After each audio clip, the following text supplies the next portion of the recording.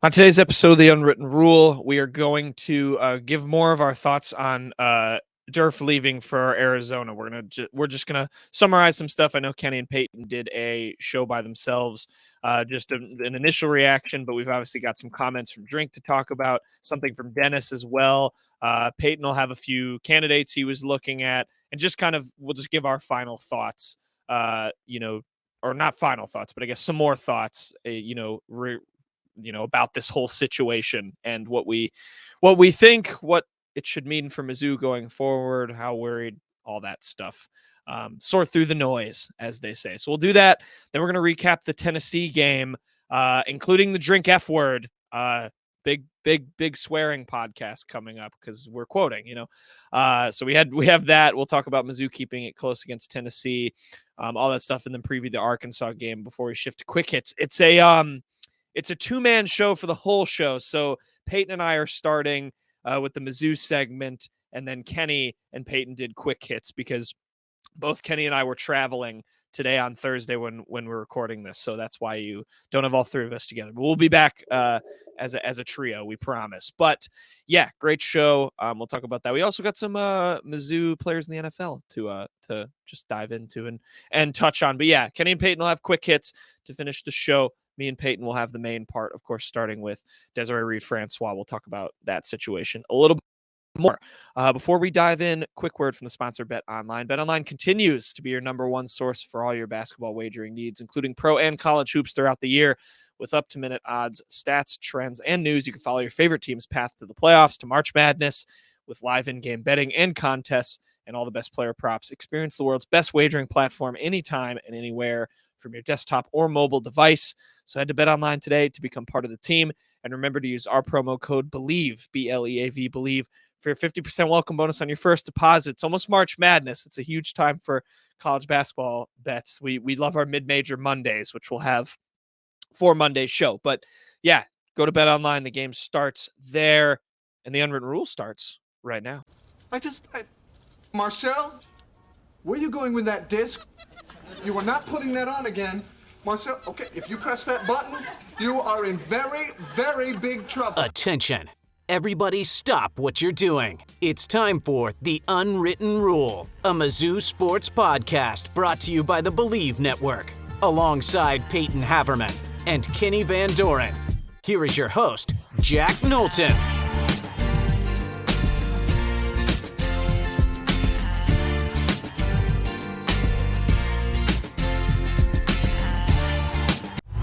Welcome back to the Unwritten Rule. Today is Friday, February 23rd, and it's only Payton and myself right now. We'll have Kenny. I explained in the intro, we've got the two-man show for the entire show, so it'll be me and Payton doing the Mizzou stuff, and then Kenny's going to join you for quick hits. We had a bunch of travel, so that's how we had to spider out the show. But Payton, you and Kenny did a breaking news show, I guess, so to speak, on Desireé Reed-Francois leaving for Arizona.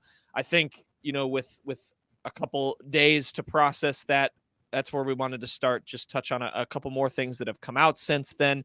Just more of our thoughts. I know Gabe has had great coverage of it over on Power Mizzou, and he's made some of those thoughts public and whatnot, and some not. So go subscribe to that if you want his takes. But, I know we're both very plugged into this. I wanted to share stuff because I was unavailable to dive onto that show and be mad or upset or confused when that news broke. But let's start, I think, with the comments we saw from Drink and Dennis Gates, as this kind of came out, because those happened after we talked about it last time. I think there was a lot of people reading into this Drinkwitz tweet about Desireé Reed-Francois leaving. He said, "Thank you, Desireé Reed-Francois, for elevating Mizzou athletics, but Mizzou's future is bright and the best is ahead." It's interesting. I think that tweet, kind of validates, if you will, or at least plays into maybe the narrative that there maybe was some friction there between Durf and some of the coaches that either weren't hired by her there when she came in already. It was just interesting wording, wouldn't you say? I think that's a fair assessment of that Drink tweet and his thoughts on Desireé being gone. It was, especially when you think of, obviously it's not apples to apples, this comparison, but I think back to Drinks, Blake Baker farewell. Like, he gave Blake Baker a separate tweet with a farewell, and then the tweet after tweeted, "The search for the next leader of the death row defense starts now," and all that. Didn't do that with Desireé. He just kind of went straight into, "Thanks, Desireé, but we'll be fine," Yeah. is basically what that tweet is. Um, and Lord knows, like, what really went on behind the scenes. The only people that know will never say what really went down, but there is enough smoke behind the 2022 extension that Drink got, maybe Desireé not being fully behind it. All of that kind of stuff, it's rumors that are out there, about these two not getting along. And obviously, I don't want it to sound like Drinkwitz was trying to force Desireé out. That absolutely did not happen. There's no reason to believe that happened. But it certainly could have played into Desiree's decision to leave. You pair that with the board overstepping numerous times, with the facilities plan. Apparently, there was some strife around that decision. Only the north end zone improvements being approved right away. Desireé might have, especially when you look at the buyout situation now. Desireé just, you can kind of tell, was just like, maybe this is a worse job, but I just want to kind of get out of here. Yeah, and that's a good development too in the last couple of days, was that I think that Arizona came out and said donors were gonna match or pay most of the buyout. I think it was like 1.5 million or something of Desiree's buyout, Yeah. and then also elevate her contract to what she had at Mizzou. Yes, but it's very tricky because Arizona, if you don't know, is broke. Right. They're like Right. way in debt right now. So, I mean, they're not footing the entire buyout. Arizona, for one, they're having donors have to pay part of it. That I don't know, like, if that's super typical of like an AD hire. You would typically think the athletic department or the university would foot most of, if not all, that bill. But the donors are picking up 1.5 of it. The buyout, Eli Hoff for the Post Dispatch had a good breakdown of this. So go look at his article on it. Though from what I understand, I mean, there's still like a $1 million balance that needs to be paid back to Mizzou. And the 1.5 million from the donors at Arizona came with the understanding that Desireé would try to reduce or completely eliminate the buyout from Mizzou. So it's very weird now because there's $1 million. Arizona has put up 1.5 million, although apparently they don't even really want to use that 1.5 million. But Desireé right now would be footing the bill for the other $1 million. So there's going to probably be some battle over that. You would think Mizzou probably won't just staunchly be like, no, we need the rest of the money, just because that could deter like candidates, stuff like that. It's a very messy situation, but there will probably be some kind of settlement around it. But it's just a very weird situation. It just lends even more credence that Desireé just simply was kind of looking to get out of Missouri. Didn't want to really deal with the board, it seemed like. It is what it is. I don't really see how you can look at the job she took and what has been happening with the buyout. They can't even foot her entire buyout and say that Arizona is not a step down as is right now. But we'll see what happens going into the future with that. Yeah, messy is probably the perfect word to describe it, I think. And I'll just throw my 2 cents in because I couldn't join you and Kenny when you guys initially talked about it. Like, to me, and I think you kind of already said this, it seems like it was just a culmination of a lot of things. Obviously, that advisory board that was made to oversee her, that was what a lot of people turned to immediately, just because that was the most recent thing that happened. I think it was, that was sort of the straw that broke the camel's back from, everything we've been hearing and that's been coming out, whether it's not great relationships with the coaches, the Drinkwitz extension, the BOC in general, and then that advisory board. All that stuff kind of just came together. And like you said, led her to wanting to take, a job at certainly a step down school in terms of where Arizona is financially. You're right. I think that's a very safe thing to say. Before we go to what Dennis said, I'm curious, just like your general, like if you have any other general thoughts that have maybe changed or developed since you and Kenny first talked about it, but also like I'm interested in your thoughts on I think a lot of the Mizzou fans' takes where some people were accusing other Mizzou fans of being like, you guys are freaking out. This isn't the end of the world. There's still a lot of good within this athletic department, a lot of good on the field, certainly in the biggest sport on campus and in football. Should Mizzou fans be maybe as worried as some are? I think there's like a weird mix where it's like you have a right, like you should be worried or concerned about how this kind of ended and how this relationship kind of ended. But in terms of the immediate future, there's still a lot of positives there, I feel like. I mean, I wouldn't say the sky is falling. I kind of felt like that when it first happened because it just kind of struck me as, oh my God, we just let our AD get poached by a job that's just way worse right now in Arizona. It is way there. I know we had a YouTube comment that said Missouri was not the better job. Missouri is far and away a better job than Arizona right now. Arizona is in debt. They're in the Big 12, which is not where you want to be right now in college athletics in terms of making money. I mean, if you're not in the SEC or Big 10, the future, it can be very uncertain for your conference right now. Arizona has had a lot of momentum in football itself. They're a good basketball program, but the moneymaker is football. And Arizona just lost their head coach to Washington, who, yes, it's a better job, I would say, Washington, but it's not like a out-and-out blue blood you're getting coached by. Mizzou has not had that happen yet. We'll see what happens after this year. I mean, you can never say never, but it just seems like Missouri is definitely the better job right now. But it just seems more like Desireé was wanting out. And you can look at that a couple different ways. I think it's pretty impossible to say that the Board of Curators didn't overstep maybe a little bit with this advisory committee and whatnot.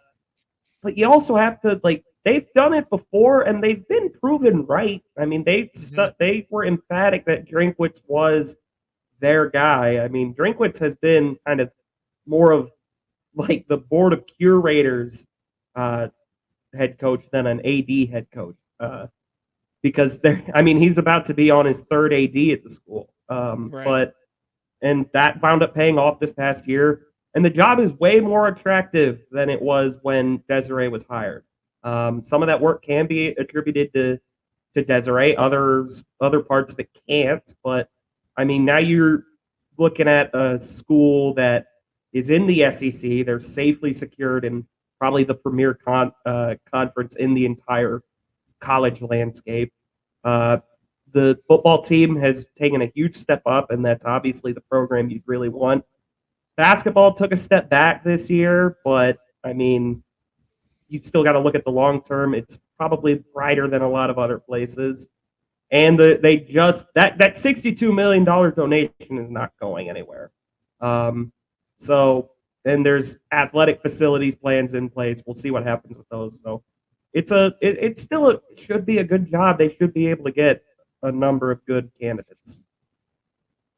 Well, that's a good segue because I know you've been thinking about that. Who is on your Mizzou AD candidate hot board now moving forward before we hit on what kind of Dennis said and where he kind of stands with all this? All right, let me preface this with I have no insight into the athletic director world. I don't know who's a rising star. I don't know who's not. And quite frankly, I would be wasting my time if I myself tried to compile a whole list. I did want to mention this was a very good list from Ben Arnett, who works at KOMU. He compiled a list with names that have Missouri ties to the Mizzou AD search.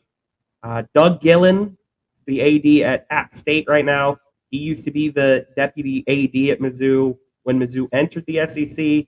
He hired Drinkwitz at App State, so there's some familiarity there. Sarah Baumgartner, she was a lead fundraiser at Mizzou. She has Big Ten experience, as the deputy AD at Rutgers. So that's a good name to watch. Mark Allnut, he's the athletic director at Buffalo now. He used to play football at Mizzou. He worked at Mizzou in the AD. Laird Veach, he's the one I believe has the most buzz. He's the AD at Memphis.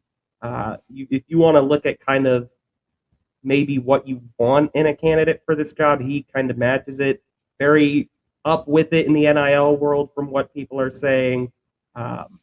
Obviously, Memphis is a tougher job than you would think, and they have had a good amount of athletic success, and he does have Mizzou ties. Ren Baker, he's West Virginia's AD. Would he leave right now? I'm not sure, just because he hasn't been at West Virginia too long. He's going to have the opportunity to hire his own basketball coach, and that's a rare job where basketball is kind of more important than football. I wouldn't say West Virginia is a better job than Mizzou, but it may not be enough to really want to leave if you're Ren Baker right now.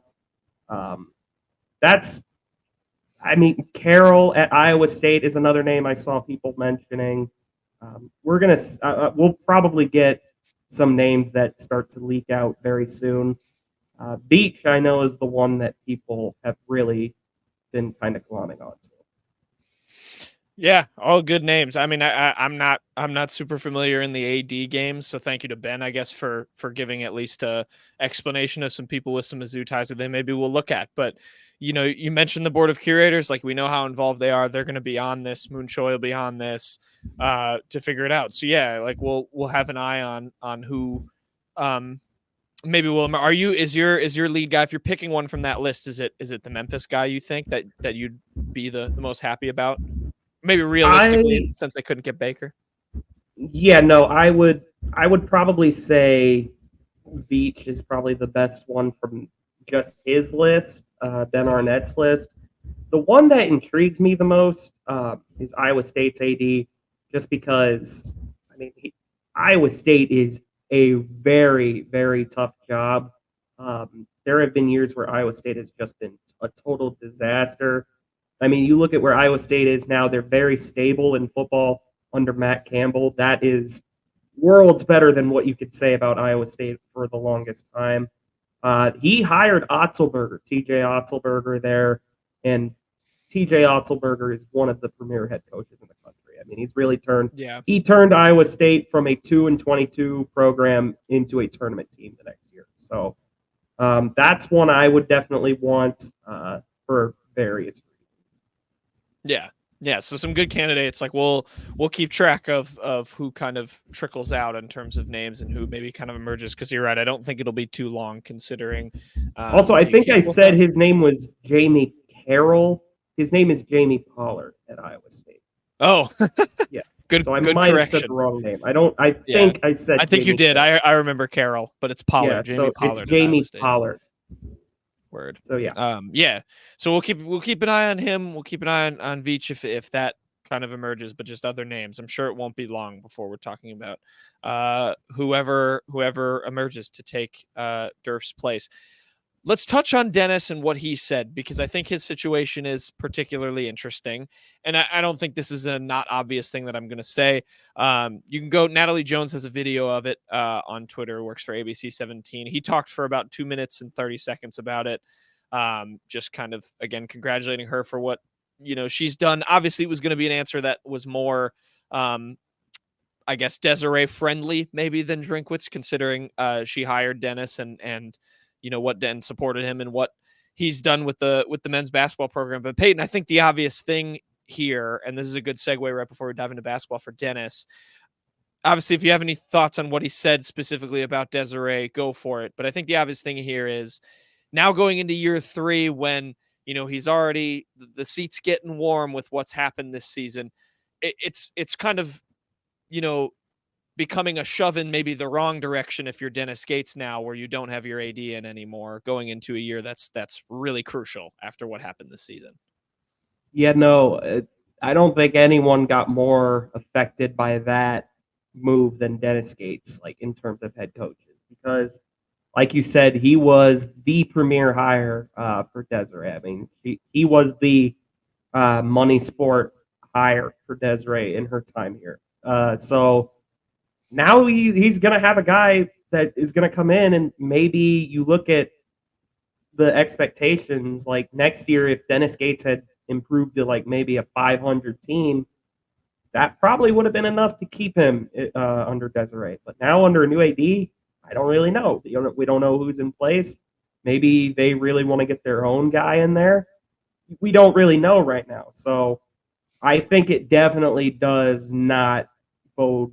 It doesn't bode poorly for Dennis Gates, but it certainly does not help him next year. Yeah, it doesn't move the needle in the right direction from a from a hot seat standpoint. Yeah, job security standpoint.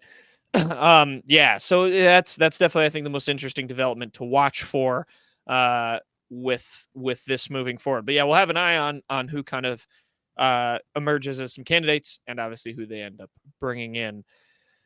Since we're on Mr. Gates and the Mizzou men's basketball team, Payton, we'll segue. Let's talk Tennessee 72, Mizzou 67, and Payton, the Tigers fucking suck still. To quote the words of Dennis Gates, he was talking in particulars of their free throw shooting. I think that's the best place to start. And that feels a little harsh to say, honestly, after keeping it close against an elite Tennessee team. No, it doesn't. You're right. Let's not let him off the hook. But Payton, Mizzou has now lost their last 2 games by a combined 8 points. Despite that, they are still 0-for in SEC play. Dennis Gates is saying expletives in press conferences. It's all kicking off now. Everything's fully unraveling, if you will. But let's touch on the negatives quick, Payton, before I think, like we did against Ole Miss, we found some of the positives. I think there's maybe some defined here. But what were your takes just on this game? I wrote down a couple notes. Mizzou forced 15 Tennessee turnovers. Dalton Connect didn't hit his first field goal until like 7 minutes in.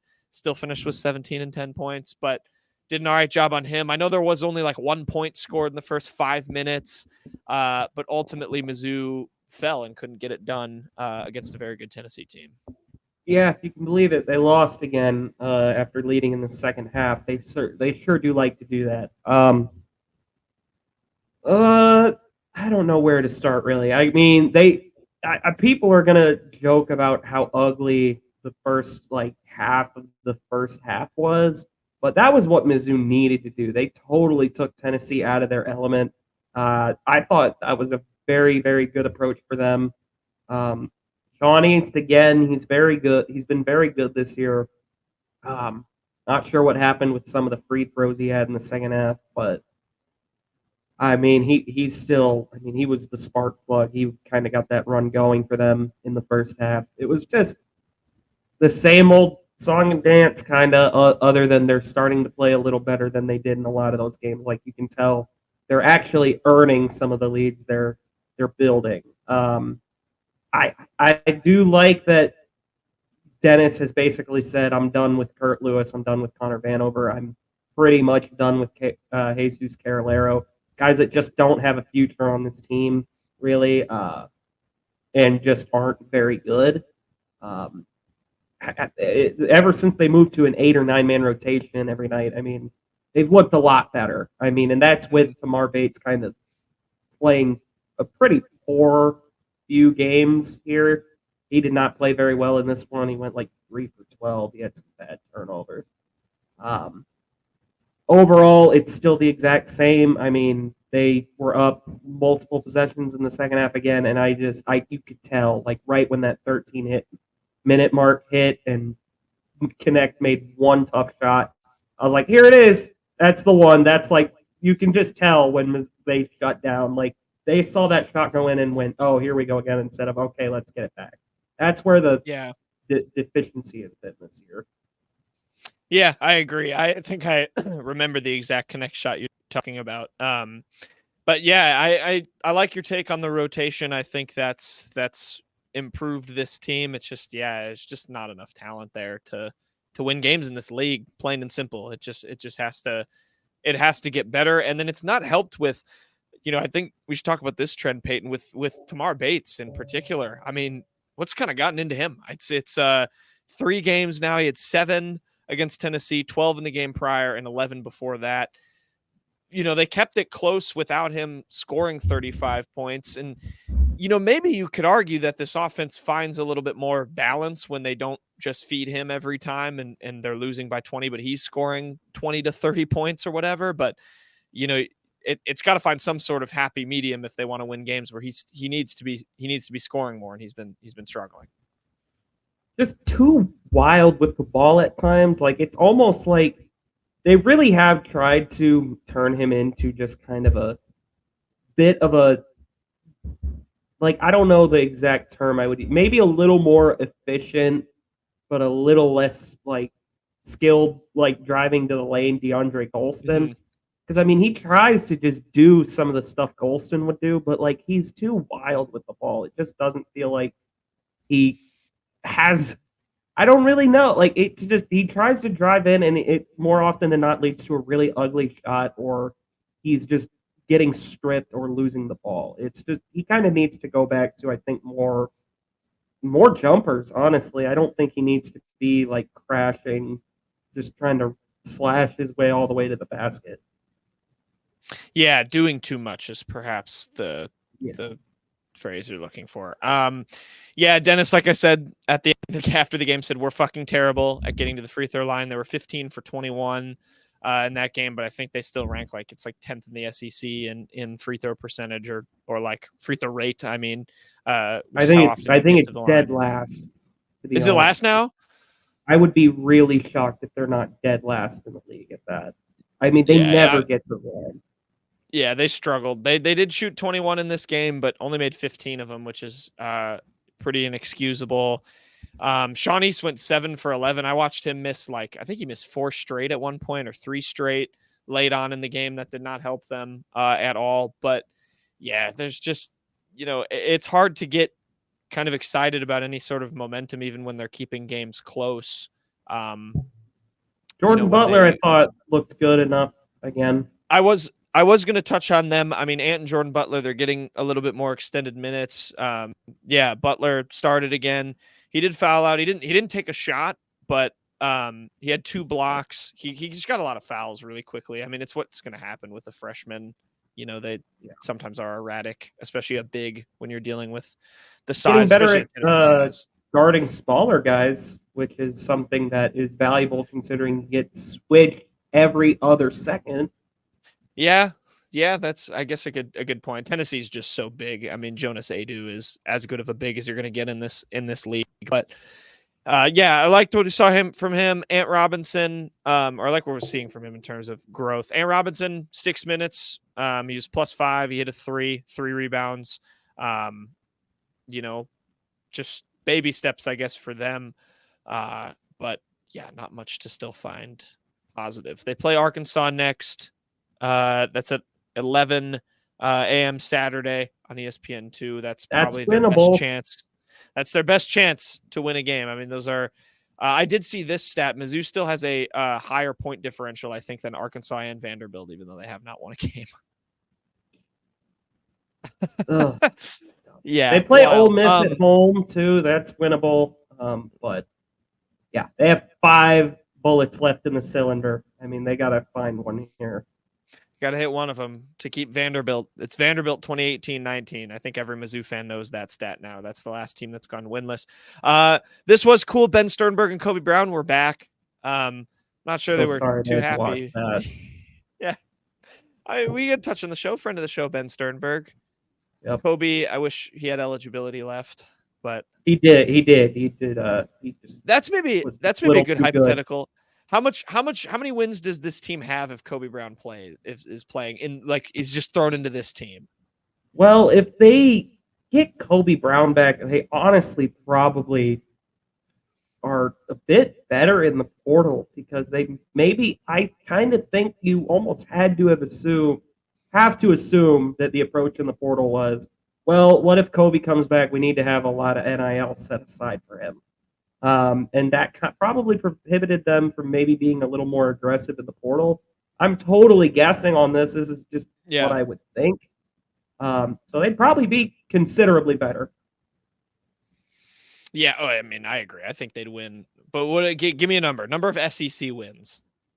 7? So what? They played They're what right now? 0-13. Yes. I would say honestly. I mean, think about the amount of single-digit losses Mizzou has. Let's say Caleb Grill doesn't get hurt because maybe Kobe Brown goes for that dunk that got him injured and not Caleb Grill. Say John Tonje's foot is not amputated. That's probably a 7 or 8 win SEC team. I'm pretty serious. I don't think this team is a 500. couple guys away for the record. I think they're pretty far off right now from being tournament level. But I mean, Kobe Brown coming back. I mean, he changes the entire dynamic. Yeah. Yeah, I agree. It's we got to talk hypotheticals. I got to find something that's not just dunking on this team consistently. But yeah, Arkansas next up, and then Trent Pierce should be back for that game. We've mentioned the freshman getting some more run. He got a procedure on his ear. This just feels like, Payton, an injury that like happens to you in the Oregon Trail. Like Trent Pierce is like, I don't know. He's like almost died of dysentery, and now he's been revived and he's back on the trail. But they might get him back, at least an update to touch on. Maybe get some more run if he gets some extended minutes. Yeah, I don't know. I mean, he's the freshman that has excited me the least, probably. But I mean, maybe Butler and I mean, it's been small, incremental, but they have shown some growth. Maybe he can get back in and show some. I don't know, losing 7 games right in the middle of SEC conference play certainly hurts. Certainly. Yeah, so we'll see. It's a winnable game. Arkansas sucks. They're in hella turmoil, but if they do what they did in Mizzou Arena, now they're in Bud Walton, a hostile place to play. So don't have high expectations for that, but we'll see if the Tigers can get it done. Before we get to quick hits, Payton, and on a positive note here, I guess, Mizzou in the NFL, a little bit of movement here today, I guess on Thursday when we're recording this. The Eagles, they signed Albert O to a 1-year contract, and then Tyree Gillespie signed with the Chiefs. So a couple former Tigers staying in the NFL. Yeah, Tyree Gillespie, the tweet he was on, it was an interesting one. If you see the other name that was signed today, you'll know why. But good for the two of them. There were 2 guys that played in Knowlton and I's 4 years there. Tyree Gillespie, in particular, I thought was really fun.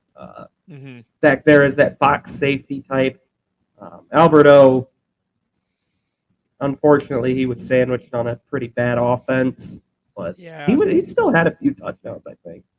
He did still have a few touchdowns. He did get he got unlucky a little bit when Drew Lock left, but good for those two. I mean, Tyree Gillespie could win a ring with Nick Bolton with the Chiefs. They go for 3. Yep. But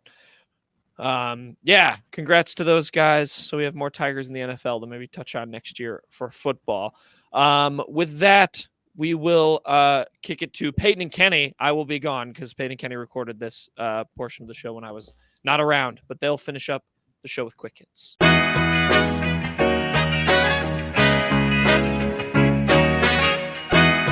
All right, quick hits time.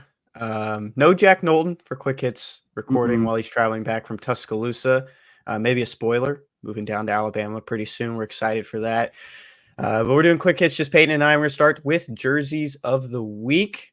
My jersey of the week, Payton, goes to Michael Porter Jr. I was listening to another podcast, Pardon My Take, and Big Cat, who's a big figure there at Barstool Sports, said that he was in an airport and ran into a true son recently, and that was Michael Porter Jr., and no one recognized him. Flying coach, maybe some first class, but he was with the normies, not with the athletes. I just don't get it. You see Michael Porter Jr., he's what, 6'7", 6'8". So tall. I think he's taller than that. You could just see him and maybe not know who he is, but you could tell he's an athlete. He is one of the most premier human beings in the world, considering where he is physically. I think you could see him and be like, that guy is probably important. He looks very fit for just walking around an airport. Yeah, he's 6'10". Like if I saw him, taller, yeah. Like if I saw him, Ian didn't know who Michael Porter Jr. was, I'd still be like, that guy is probably a basketball player. I mean, he's 6'10". You don't see 6'10" people just on the street. But you have seen Michael Porter Jr. on the street, is that correct? I have. Not too long ago, I was just thinking about that. I was like, when I was writing this down, He went into that juice bar that was on 9th Street. I don't even remember what it was A what? called.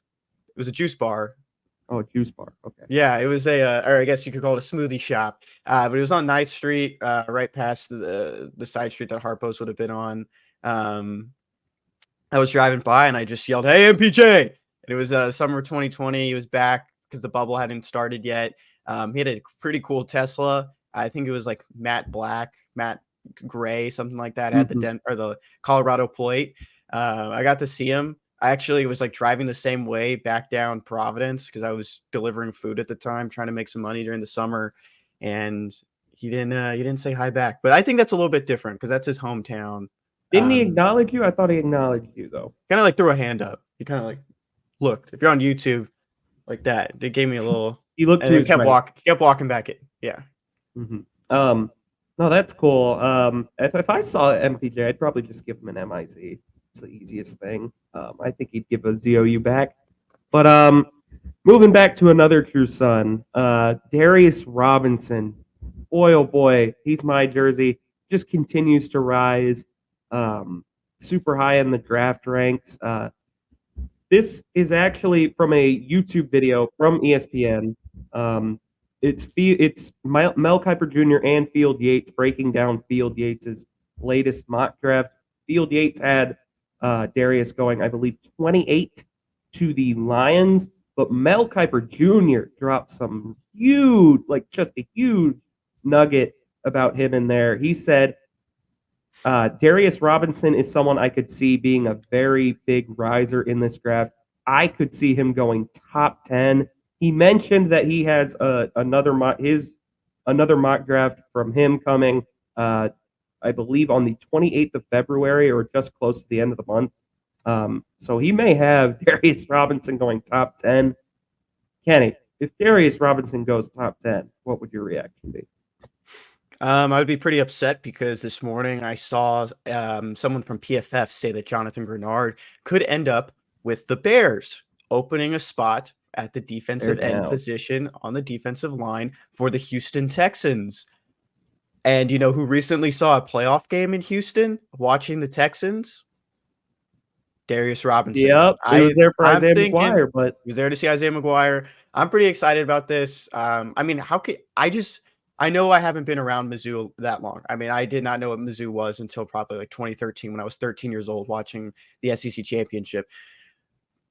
But at the same time, I think the epitome of Mizzou and a football player is Darius Robinson. Stayed for 5 years, came back, changed himself, became a premier defensive end when he was playing defensive tackle the first three or four seasons. I just think he speaks it. And we could say it too. Back of his jersey said Mizzou in his final home game. He's a true son through and through. Yeah, no, I 100% agree with that. When like someone would ask me like, who's your favorite player on Mizzou from last year, I'd give them Luther Burden just because kind of have to. He's the most talented player that's probably walked through Mizzou's doors. Probably not ever, but he's up there. And he just kind of represented so much change. But a very close second would have been Darius Robinson, just because you got to think about where his story what his story has been. He was basically a nothing recruit that came in under Barry Odom. He said on a podcast with Gabe DeArmond and Gerard Hamilton, their Power Mizzou podcast. I mean, he was a big, stocky athlete, but he was not an athlete yet. Like he was just a big, giant mold of clay or something like that, is what he said. But he stayed with Mizzou when Barry Odom got fired. He worked his ass off to become a premier defensive tackle. Blake Baker said he believed if he came back, he could be a first or second round pick. Darius Robinson bought into that, came back, like you said, made the transition to defensive end seamlessly and was just incredible there. I mean, he was one of the best defensive linemen in the SEC, and nobody deserves it more than him, in my mind. If we ever get that chance to talk to him, I want to talk about that photo that I took that Drinkwitz has used a couple times. Also, shout out Kevin Peoples. I think that's worth shouting out as well. Payton, what is Jack's jersey of the week? Jack's jersey of the week is someone you actually know also. Quinn Slazinski, a West Virginia Mountaineers basketball player. He is Jack's Jersey of the Week because he used to play for Iona under Rick Pitino. This is a very Rick Pitino-laden quick hits, by the way, just as a heads up. He told a funny story, because Rick Pitino, after his comments after St. John's lost to Seton Hall on Sunday, he's been just the talk of the town for college basketball because he's a showman, basically.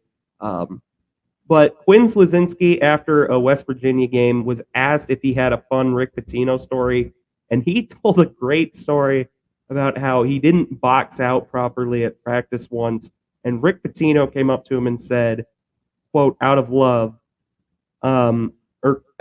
quote, if you do that again, I'm going to chop you up into 7 pieces and send you back to Detroit, Houston, or wherever the bleep you're from.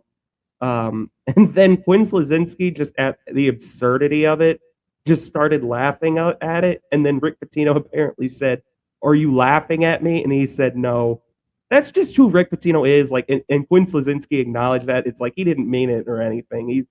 He's a hyperbolic man. God, Kenny, we've talked about this to death.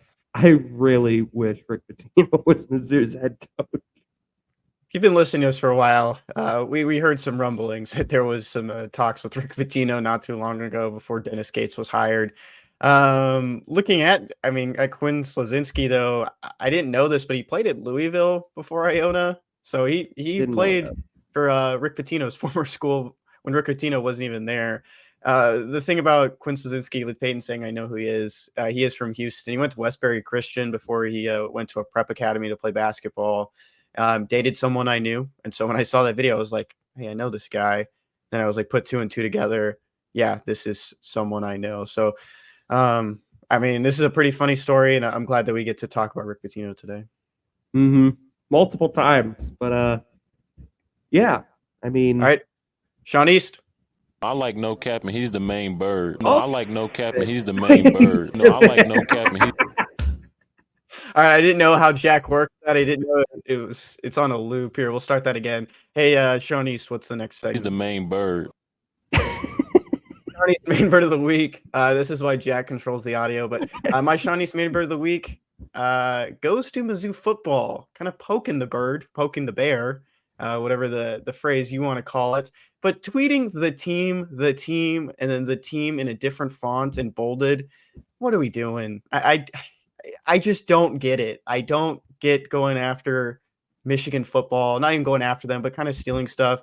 I think there was a good, not necessarily quotes, but like a saying that Jim Harbaugh had when he was at Stanford, where they were like wanting to keep the traditions. And he was like, your traditions mean nothing. You guys suck. That's what he said. He was like, why are we going to keep doing the same thing when we're not winning? And then he changed the whole culture at Stanford. I don't think the same can be said about Mizzou football, because 10 years ago, back-to-back appearances in the SEC championship. There's history there for the football program. It's not an SEC powerhouse. We know that. But just like saying the team. And then I know Drinkwitz started doing the we are after he breaks every huddle in the locker room before they go on the field. We know that's a Penn State thing, but it's just a football thing in general. But Michigan football said intimidated, but never duplicated, and posted 3 photos imitated, but never duplicated. And 3 things saying the team from inside the facilities to the practice field. Didn't quote tweet Mizzou, but we know it was a shot back at the Tigers. The Tigers got 191 replies, 154 quotes and retweets, and 638 likes. Not necessarily a ratio, but a Michigan fan did get up to 515 likes on a reply. I just don't get it. My connection to the bird is the former creator of the mini movies went to Kansas. There's the connection to the bird. Yeah, I don't know why Mizzou tweeted the team. First of all, it's not even that cool of a saying to me. I know what it's referencing. It's like when you're in the core, you're saying the core. Just all that nonsense. Doesn't really mean anything to me. But you know what? Michigan stole the Black M from Mizzou, so I guess we might as well take their sayings back. But no, truthfully, there is a little bit of a like Michigan Mizzou like history too, because I mean Drinkwitz was kind of throwing shots at Michigan like before the playoff even started. Like he was definitely hoping for Michigan in a bowl game. I think they wound up getting Ohio State, so no big deal there. But I don't know, man. It's still corny for me for Mizzou to tweet the team. It's even more corny for the national champions to be subtweeting Big Bad Mizzou. Um, Whatever. Ohio State's going to probably start smacking them around again, so it really won't even be a Michigan and Mizzou will likely be on the same tier at some point. And don't forget, Drinkwitz also said like he brought up Jim Harbaugh's comments about being America's team. That's what it was, yeah. Yeah, and Drinkwitz was like, "We're America's team, bunch of blue collar, under the radar underdogs performing at the highest level," which I did kind of agree with that. I could never see like Michigan being America's team. I know they went through so much. There's so much more history there. It's like, I guess when you say America's team in football, it is the Cowboys, so maybe that's where it kind of goes to, a team with a lot of history and expectations of winning. That's all I just don't think it should have been Michigan. Yeah. But moving on, we're going right back to Rick Pitino. He's my main bird of the week. If you need the connection to a bird, you can figure it out yourself. Rick Pitino he was lighting up the comments after St. John's lost to Seton Hall. Earlier in the year, I think he said, like, I want to kill myself, basically, after a loss. But, I mean, this past Sunday was insane. I mean, he was just lighting his players up. I mean, he was saying they were not athletic enough to even guard. It was the least enjoyable experience of his life. Then yesterday, he like totally was like, I didn't mean any of it. Like when they beat Georgetown. But one of the comments that came out of Sunday was very interesting. This is from Jaden Daly, Daily Dose of Hoops on X, formerly known as Twitter. He said, Pitino, quote, "It's not the job. You could be at Missouri and recruit slow players. Believe me, it's not St. John's. We had to put together a team at the last second. We will never, ever do that again." So don't take that as a shot at Missouri, by the way. He's saying, like, you could be anywhere and recruit poorly. Like, he's not just saying, he's not throwing Missouri under the bus. But the reason it's so interesting that Missouri is brought up is because Kenny and I know, like, trust, like, we had a very, very... Just say it. I mean, at this point, it's been a year. Moon Choi just randomly brought up when we were having lunch with him one time, because he was on our show way back when. Moon Choi, the chancellor of Mizzou, said, "Hey, that was a great show. I really enjoyed it. Lunch on me one day." We wound up getting lunch with him one day, and we were talking ball with Moon Choi. I mean, that's what it was. We were talking about Bronny James, and he just like randomly brought up, like, it was literally, I think he said, like, that coach at Iona is really good, right? And this was during Konzo's last year, like when everybody knew, like he had even said, like, yeah, tough year for the basketball team. Like it was over at that point for Konzo. But we just like, he said that thing about Rick Pitino at Iona. I mean, everyone at that table like had to like hide their like excitement. Like, so we really thought, and we're really convinced, Mizzou at least talked to Rick Pitino. And that's why I think this isn't just a random throwaway line for him. I think he was genuinely saying, like, I could have gone to Missouri and done the same thing. That is, for those, I mean, giving a little bit more context, I think it was like January, February of 2022. So the men's basketball team just kept spiraling. I mean, it was not a good season. I mean, it was actually better than this year.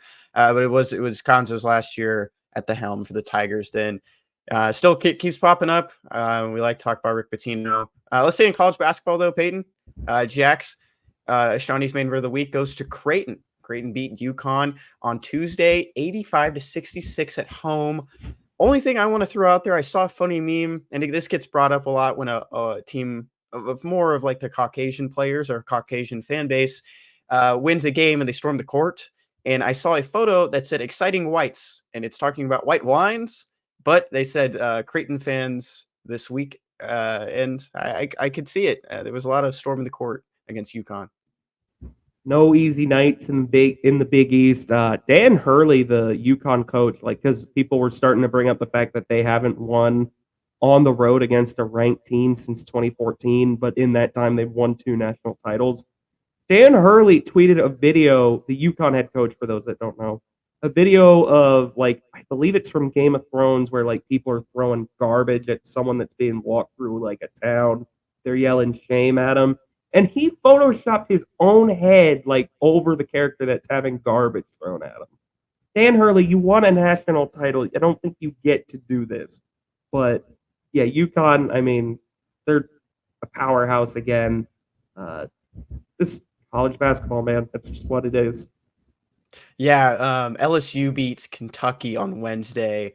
And before that game, Matt McMahon was going around campus handing out T-shirts to fans saying, get to the PMAC tonight, get to this game. Matt McMahon hasn't had the most success in his first 2 years with LSU. But when you see a coach doing that the day of the game, just walking around, doesn't it just feel like that's the game? That is the game that LSU is going to go balls to the wall and beat you. And that's what it feels like. Creighton's definitely better than LSU. But I mean, just the build up for that midweek game against the number 1 team in the country. Everything matters. Forget Saturday. Don't even think about what's going to happen next. It's now or never, and that's how it always feels like. These are the most fun games. Everyone wants to watch basketball on Saturday. I think those Tuesday, Wednesday games are my favorite, because if it's a number 1 team against a team that's capable of beating them, I'm taking the team that's capable of beating them. I'm totally with you. I loved midweek games when we were on campus at Mizzou. It was so fun to just in the middle of the week be all right, I'm done with homework. I've got class tomorrow. Time to go to a damn basketball game. But we had that similar thing with Auburn our junior year, the last year of Conzo. I mean, the student section was it packed the house, but the less said about the Columbia crowd, the better. But it was, I agree with that logic totally. And Matt McMahon, I think it is also worth noting, he inherited a bag of garbage. Will Wade totally left that program desolate, just totally racked with cheating scandals, and no players. But Matt McMahon, I'll give him props. I mean, he's done more in 2 years than I think a lot of people could have. After they won yesterday, he was going up to every single person with a phone that was trying to take a photo with them. He took a photo with them. He was going ballistic. And also the way LSU won was just paid in general. So good for the Tigers. But yeah. With so much so many high expectations at LSU for all sports, it seems like men's basketball does kind of get the back burner in some sense, because there just isn't that much history. We could also mention he didn't retain Xavier Pinson 2 years ago. But it still feels like these LSU fans love Matt McMahon. He only has 2 road SEC wins in the last 2 years, but it seems like this team just never quits. And I think that's something you just kind of keep your eye on as on LSU moving forward in the SEC. Payton, what'd you learn this week? Best thing I learned this week. Yes, the best thing I learned this week is coming from Mizzou men's basketball. It's coming from Tamar Bates, if you can believe it. This comes from a tweet from Cal Tobias Photo on X. He's a photojournalist for Rock M Nation. He's a Mizzou student. He got a shot of Tamar Bates bending over to pick up the basketball, and you caught a glimpse of a tattoo he has on his arm, on his right arm. And here's the caption. Important. Tamar Bates has a tattoo on his right forearm of a pawn looking at itself in the mirror and seeing a king. And that's exactly what this is. It's a pawn looking in a mirror and seeing a king piece in chess. Kenny, this goes incredibly hard. Yeah, I did see a top comment, though, that says a pawn can never become a king. And that is true. That is true. But it is still really cool. It's such great detail as well, on the mirror with the lines through it, adding that effect. It's just overall a really cool tattoo. And maybe we could get one. If Mizzou wins the SEC tournament, Payton, let's get it. Okay, let's make that deal now. If Mizzou wins the SEC tournament, I will gladly get that tattoo on my. Okay, let's both do it. I'll get it on our inner thigh. It's one of the easiest places. One of the easiest places. No one ever sees your inner thigh, high inner thigh. We'll do that. Okay, we'll make that bet. Sure, that We'll would get be Jack in worth on it that as if well. Mizzou won the SEC tournament. I would totally take that. That's the only way I'd get a tattoo. But All right, best thing I learned this week goes to the San Diego Padres for playing Natasha Bedingfield's Unwritten during batting practice on Wednesday. That comes from Sammy Levitt on X. Man, things come full circle. For those that don't know, I brought this up on a Kentucky podcast not too long ago that Jack and I were on and talked about where did the name come from, the Unwritten Rule. The 2020 MLB season, which should have never happened, will always stand on that hill. Total So will mess. Payton. During that season, the San Diego Padres were playing the Texas Rangers, and Fernando Tatis Jr. was about to make his rise through Major League Baseball. And I mean, he already kind of did, but people are starting to get to learn his name a little bit better. He pimped a home run, and the Texas Rangers were not very happy with him. It kind of started with the Unwritten Rule. We wanted to talk about Unwritten Rules of Sports. Kind of faded away over time, and kind of just went forward with what we wanted to do. But our header was Fernando Tatis Jr. for a couple months there. And this just kind of comes full circle. Natasha Bedingfield was also at the People's Choice Awards a few days ago with Sydney Sweeney, and they sang Unwritten. Oh, very nice. I didn't even know that part. But yeah, just weird full circle moment. Kenny, can you name the pitcher that Fernando hit that home run off of? I remember. Rangers pitcher, was he a starter? No, he was a reliever. Oh, I think this was his last year in the league. He pretty much retired after this moment. That is very hard. I don't know. Juan Nicasio was the one that gave up that home run. You know Juan Nicasio. Yeah, but I would have never guessed that. I thought this would be kind of connection to me. No, there's no connection there. It's just Juan Nicasio gave up that home run. Yeah, very cool full circle moment. Jack's best thing he learned this week, it comes from EA Sports College, the new NCAA 25 game. There's some people that were very concerned that there would be no group of 5 teams in this game because they weren't in any promotional material. Because yes, the Utah State Aggies are going to move a lot of units for EA. They're definitely going to put them all over the promotional material. EA Sports dispelled that today. They tweeted from the EA Sports College account that College Football 25 will feature all 134 FBS schools. That includes Army, Air Force, Navy, who I think were the only 3 that were kind of in doubt because they have some sort of thing where players can't take NIL traditionally, but all 134 are going to be in the game. It's going to be the authentic experience. Also, they unveiled the plan for how they're going to get players in the game. Every player that wants in will get $600 and a copy of the game. You go through the NIL app, Compass or whatever it is. I remember Chris Abrams-Drain said he would put his name in it for free, so I'm sure most players will do it. Chris Vanini had all this information, by the way. Chris Vanini on Twitter.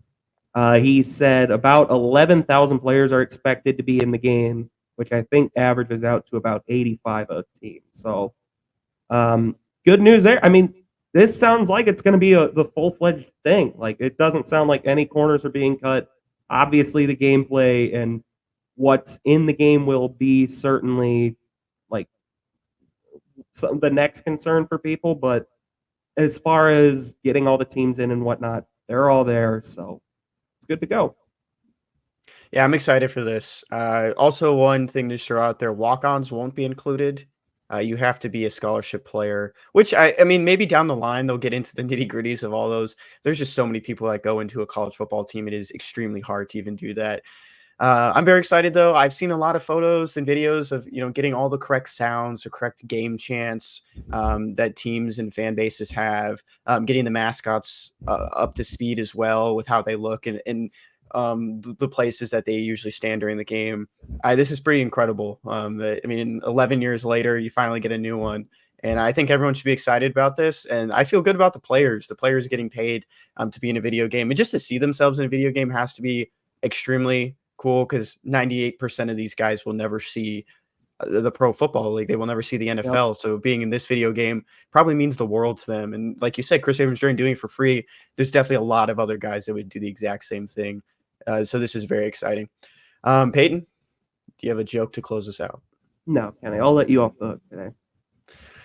All right. Well, this one comes from our favorite TV series, The Today Show. Kenny, once I read a book about glue, I couldn't put it down. Got stuck. Yeah. Because your reading level is stuck at the 5th grade. It used to, when I was in 6th grade, they said I had I believe it was 12th grade reading level. I don't think I've progressed past that. I think it's still high school. I was watching a movie the other day, and there was a line that said the reading level for the average adult is 5th grade. I don't believe that. That is bizarre if that's true. There's no. But are you smarter than a 5th grader? I never watched the show. I think I was a little too young for it, but maybe that's where it comes from. No, I'm not. Okay. Well, thank you guys for checking in with us today. Recaps everything Mizzou, from more stuff on DRF, football, basketball, closing out on the season here soon. But thank you guys for checking in with us, and have a great weekend. And as always, we're brought to you by Bet Online.